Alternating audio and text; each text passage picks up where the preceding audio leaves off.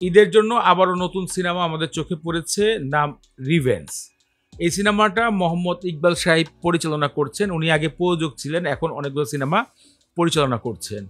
এখন এই সিনেমাটার যেই বিষয়গুলো চোখে পড়েছে, গানকে নকল বলছে গণমাধ্যমের অনেক ফেসবুক গ্রুপগুলো, সেটা বাদ দেই। এরপরে আসেন পোস্টারের দিকে, সেই পোস্টারকে নিয়ে মানুষ হাসাহাসি করছে। একটা সিনেমা মার্কেটে আসার আগে মানুষ এর প্রথম লুকে পোস্টার দিকে নজর দেয়। সেই পোস্টারটার ভিতরে একদম লো গ্রেডের কাজ করা হয়েছে, যে পোস্টার দর্শকদেরকে আকর্ষণ করবে না। আর এমনি ইকবাল স্যার গণমাধ্যমে মানে খুব ফাটাফাটি কথা বলে দেখে ওনাকে নিয়ে টোল করার জন্য কিছু মানুষ কিন্তু অপেক্ষা করে। এই পয়েন্টটা তো আছেই। তারপরে এরকম একটা পোস্টার দিয়ে দর্শকরা আরও একটু মজা নিচ্ছে। এখন যে গানটা বের হয়েছে, কারেন্ট প্রেম, এই গানটার সাথে কলকাতার একটা গান দেখলাম, এবার একটা সিনেমার গান। তো ওই গানটার সাথে এই গানটার মিউজিক কথার একটা ভাব মিলিয়ে নকলের কথা বললো, যে এটাকে ওই রকম মনে হচ্ছে। তো ওভারঅল যে দুইটা থ্রো থাকে, একটা হচ্ছে পোস্টার, টিজার, তারপরে গান সিনেমা মুক্তির আগে, এগুলো গণমাধ্যমে দর্শকদেরকে হাসি তামাশায় ফেলিয়ে দিয়েছে। তো এখানে কিন্তু এই যে সিনেমা হলে গিয়ে এই সিনেমা দেখবে আশা কমে গিয়েছে। তবে শাবনাম বুবলির একটা ফ্যান বেজ আছে, যে বেজটা কয়েকজন যাবে সিনেমা দেখার জন্য। রওশন ভাই ওইভাবে ফ্যান বেজ তৈরি করতে পারেনি। বাংলাদেশে আসলে কোনো নায়কেরই অত ফ্যান বেজ নেই আমার মনে হয়, শাকিব খান ছাড়া।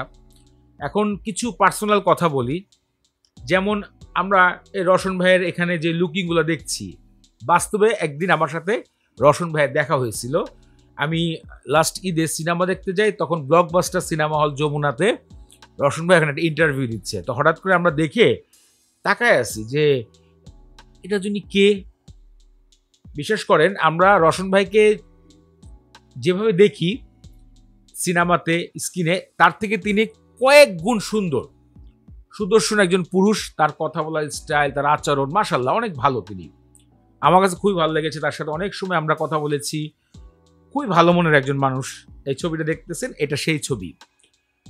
তো এদিকে একটা কথা বলতে চাই, যে ওনাকে ব্যবহার করতে আমার মনে হয় পারছে না। ওনাকে ওই একই লুকে বারবার অনেক মানে প্রত্যেকটা সিনেমাতেই আমরা দেখতে পাচ্ছি। যদি ওনাকে ঠিকভাবে প্রপার একটা সিনেমায় এই লুকে আসছে, আরেকটা সিনেমা ওই লুকে আসছে, আমার মনে হয় উনি ভালো কিছু করে দেখাতে পারবে। এটা আসলে কাদের ব্যর্থতা এটা আমি বলতে পারি না, আমি এতটুকু ছোট মানুষ এত বড় কথা বলতে পারি না। তবে হ্যাঁ, রওশন ভাই দেখতে অনেক সুন্দর, ওনাকে যদি ভালো জায়গায় ব্যবহার করা হয়, ভালো একটা রেজাল্ট চলে আসবে। আর একটা বিষয় আছে যে নায়কেরও একটা দায়িত্ব আছে, যে আমার গল্প পড়তে হবে, কাহিনী পড়তে হবে, এই সিনেমাটার কাহিনীটা কতটুকু দর্শকরা গ্রহণ করবে, এর গান কি কি হবে, কোথায় শুটিং হবে, এই বিষয়গুলো নজরে রেখেও সিনেমার সাথে যুক্ত হতে হয়। ওভারঅল রিভার সিনেমার জন্য ভালোবাসা দোয়া রইল, কিন্তু যেভাবে পোস্টারটা দিয়েছে, এটা ইকবাল সাহেবের যেহেতু টাকা রয়েছে, ভালো জ্ঞান রয়েছে, তো আরেকটু ভালো পোস্টার দিলে ভালো হতো। গানগুলা যাদের দিয়ে গাইয়েছে তারাও ভালো শিল্পী। আমার মনে হয় যে সময়কে বুঝে ঈদের টাইমে একটা গান দেওয়া দরকার ছিল, যেটা ৮-১০টা সিনেমার থেকে আলাদা হতো। এই বিষয়গুলো ওভারঅল আমার কাছে রিভার্স সিনেমার কোনো কিছুই এখন পর্যন্ত ভালো লাগেনি। আজকে এখানেই বিদায় জানাই, পরবর্তীতে আবার দেখা হবে অন্য কোনো ভিডিওতে।